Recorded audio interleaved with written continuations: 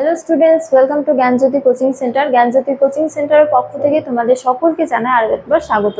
তো স্টুডেন্টস, আজকে আমি যে বিষয় নিয়ে পুনরায় তোমাদের সামনে চলে এসেছি সেটি তোমাদের ফার্স্ট সেমিস্টার মেজর হিস্ট্রির অন্তর্গত একটি বিষয়। তো আলোচনা শুরু করার পূর্বে তোমাদের একটা ছোট্ট ইনফরমেশন দিয়ে রাখি যে তোমরা যারা এখনো আমাদের সাথে যুক্ত হনি কিংবা যুক্ত হতে চাইছো তারা উপরের এই দুটো নাম্বারের মধ্যে যে কোনো একটিতে যোগাযোগ করে আমাদের সাথে যুক্ত হতে পারো। চলো আর দেরি না করে আমরা আজকের আলোচনা শুরু করি। তো আজকের আলোচনার বিষয় হলো নব্য প্রস্তর যুগের হাতিয়ার বা নিওলিথিক এজের যে টুলসগুলো রয়েছে সেই টুলসগুলো নিয়ে। তো প্রথমেই বলে রাখি যে নব্যপ্রস্তর যুগের মানুষেরা খাদ্য সংগ্রহকারী থেকে খাদ্য উৎপাদনকারীতে রূপান্তরিত হওয়ায় এই যুগের মানুষদের ব্যবহৃত হাতিয়ারের মধ্যেও কিন্তু উল্লেখযোগ্য পরিবর্তন পরিলক্ষিত হয়।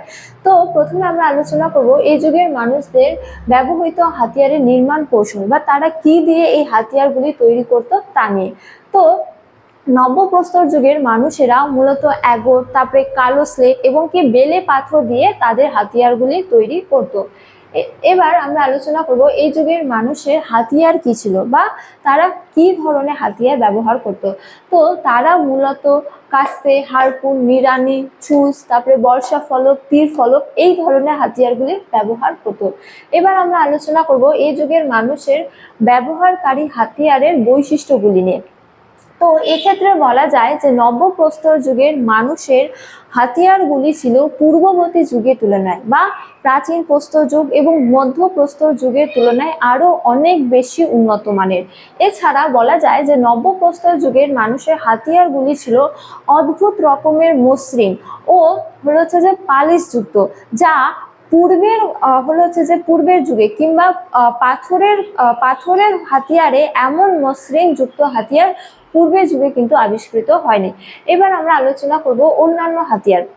অর্থাৎ এই যুগের মানুষেরা বলা যায় যে এই যুগের মানুষেরা পাথরের তৈরি হাতিয়ারের পাশাপাশি কিন্তু হাড়ের তৈরি একাধিক হাতিয়ার ব্যবহার করত।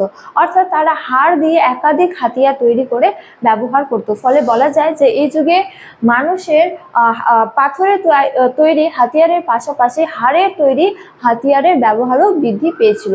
এবার আমরা আলোচনা করব এই যুগের মানুষের ব্যবহৃত হাতিয়ারের নিদর্শন আমরা কোন কোন অঞ্চল থেকে আবিষ্কার করেছি সেই প্রত্নকেন্দ্র নিয়ে। তো বলা যায় যে নব্যপ্রস্তর যুগের মানুষের হাতিয়ারগুলি মূলত বেলুচিস্তানের মেহেরগড়, তারপরে বিহারের চিরান্দো, এবং অন্ধ্রপ্রদেশের পিকলিহাল থেকে আবিষ্কৃত হয়েছে। তো স্টুডেন্টস, এই ছিল আজকে আমার আলোচনার বিষয়। তোমাদের ভালো লাগলে অবশ্যই ভিডিওটি লাইক করে বন্ধুদের সঙ্গে শেয়ার করো এবং আমাকে অবশ্যই কমেন্ট করে জানিয়ে তোমাদের ভিডিওটি কেমন লেগেছে।